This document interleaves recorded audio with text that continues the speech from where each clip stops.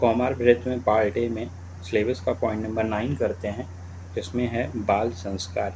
तो देखिए, बाल संस्कार बहुत इंपॉर्टेंट लॉन्ग क्वेश्चन से और शॉर्ट क्वेश्चन बेस से आए हुए हैं। तो पहले जानते हैं बाल संस्कार होता क्या है। तो देखो, बाल संस्कार बाल मतलब तो बच्चा हो गया, संस्कार का अर्थ होता है श्रेष्ठ गुणोत्पत्ति, मतलब श्रेष्ठ गुण की उत्पत्ति। श्लोक भी है, संस्कारो ही गुणा अंतर्धानम, मतलब संस्कार द्वारा ही गुण का निश्चित ही वृद्धि होती है। ठीक है।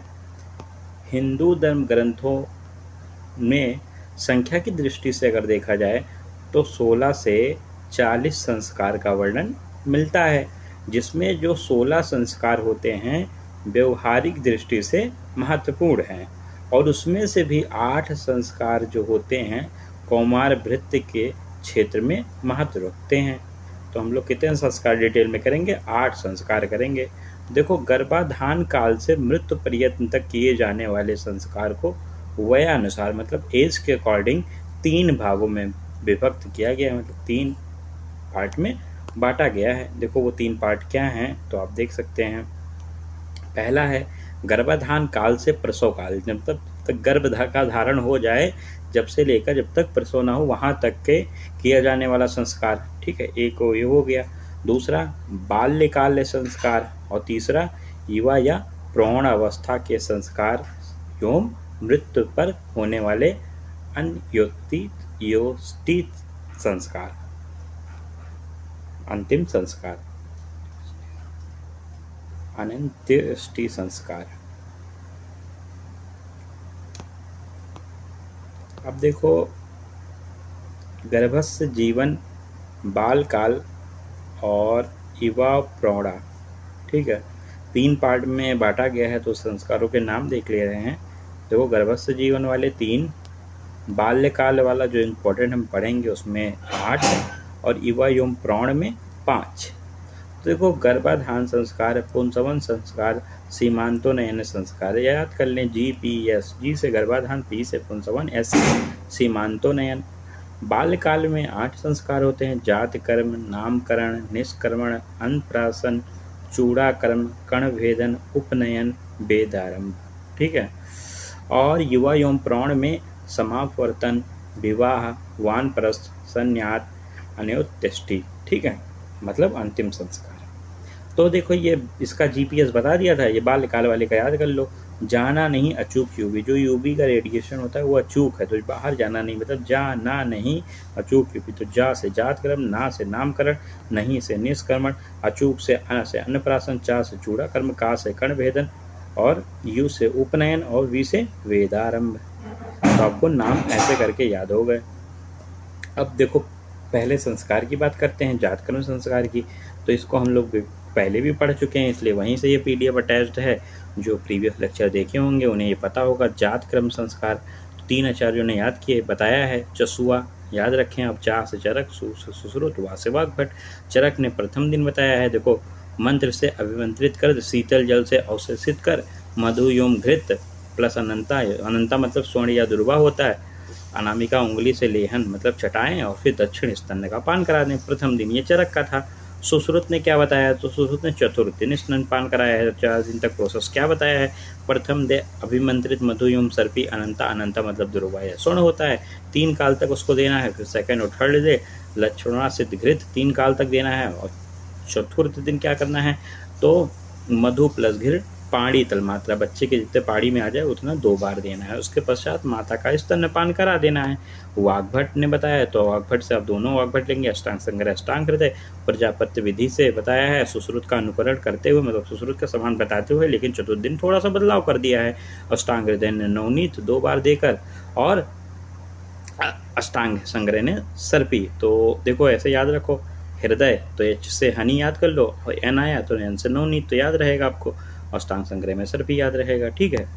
अब देखो, चरक, चरक ने प्रथम दिन, ठीक है, वाग्भट सुश्रुत चौथे दिन स्तनपान कराने का निर्देश है। स्तनपान कराते समय ये बात ध्यान रखना है कि धात्री पूर्व दिशा की ओर मुख करके बैठी हो, और शिशु का मुख उत्तर की दिशा की ओर होना चाहिए।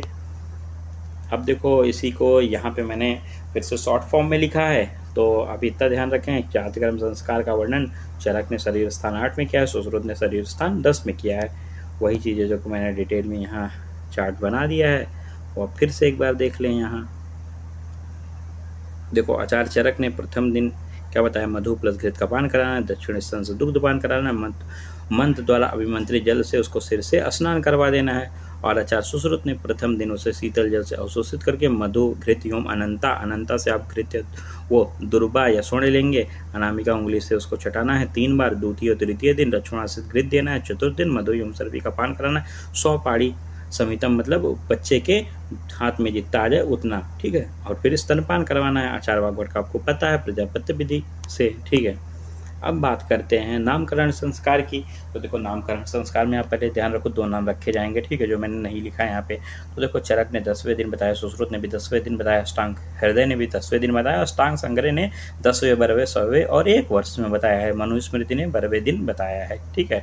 और ये भी याद कर लो कि वाग्भट ने सूतिका उत्थान बताया है, सेम नामकरण जैसे, ठीक है। सूतिका उत्थान, सूतिका उत्थान मतलब होता है सूतिका का उठा देना, ठीक है, सूतिका को उठा देना। वाग्भट ने सूतिका स्नानोत्सव भी बताया है 10वें और 12वें दिन। तो ये 10वें 12वें का यहाँ कहानी लिखी हुई थी, इसलिए मैंने इसको यहीं ले दिया, जिससे आप इजिली याद रखेंगे कोरिलेट करके, ठीक है। निष्क्रमण संस्कार, निष्क्रमण संस्कार मतलब उसको निकालना, ठीक है, बाहर। तो देखो, शिशु को सूतिकागार से, शिशु एवं गर्भिणी, जो गर्भिणी कह रहा हूँ, जो सूतिका थी उसको सूतिकागार से बाहर निकालना है, तो उसी को निष्क्रमण कहते हैं। तो निकालने के लिए क्या बाहर निकालेंगे, 4 व्हीलर से। तो ऐसे याद करो 4 व्हीलर से, तो 4 व्हीलर से चतुर्थ मास में, ठीक है। आगे उसके अग्नि एवं स्कंद लेकर चलें और फिर मंदिर में प्रवेश कराएं और वहाँ पे यज्ञ कराएं, ठीक है। निष्क्रमण संस्कार में इतना आपको ध्यान रखना है। अब देखो, काश्यप अन्नप्राशन बताया है, तो अन्नप्राशन में काश्यप ने बताया है जो फल प्राशन 6 मास में करवाना है, फिर अन्नप्राशन 10 मास में देना है। लेकिन सुश्रुत, अष्टांग हृदय, अष्टांग संग्रह ने अन्नप्राशन डायरेक्ट 6 महीना में बता दिया है। काश्यप बच्चों के लिए थे, थोड़े सेंसिटिव थे, इसलिए 10वें मास में बताया है। देखो कैसे बताया है, तो 10 मास में अन्नप्राशन के लिए प्रजापत्य नक्षत्र होना चाहिए, मांस युक्त अन्न एवं अन्न व्यंजन भी होने चाहिए, यज्ञ में आहुति देना है, शेष अन्न को अंगुष्ठ मात्र में बालक को पश्चिम की ओर मुख करा के 3 से 5 बार चटाना है। अब देखते हैं चूड़ाकर्म। देखो, चूड़ाकर्म मतलब मुंडन संस्कार होता है। चूड़ाकर्म मुंडन संस्कार या केश छेदन संस्कार, ठीक है, सिर के बाल को कटवाना मुड़वाना प्रथम बार, ठीक है। और ये कब होता है, तो प्रथम वर्ष में होता है, 3 वर्ष में होता है या 5 वर्ष की आयु में होता है। अब बात करते हैं कर्णवेदन, बहुत ही इंपॉर्टेंट है। देखो, सुश्रुत ने सूत्र 16 में बताया है, रक्षाकर्म और आभूषण निमित्त, मतलब रक्षाकरण और आभूषण निमित्त इसके 2 चीज़ें हैं, इसलिए करवाते हैं, ठीक है। बहल कर्णपाली में आरा शस्त्र करते हैं, अगर तनु कर्णपाली है तो सूसी शस्त्र से द्वारा कर्णभेदन करते हैं। कर्णपाली में देव छिद्र में भी भेदन करते हैं और राइट हैंड से, ठीक है।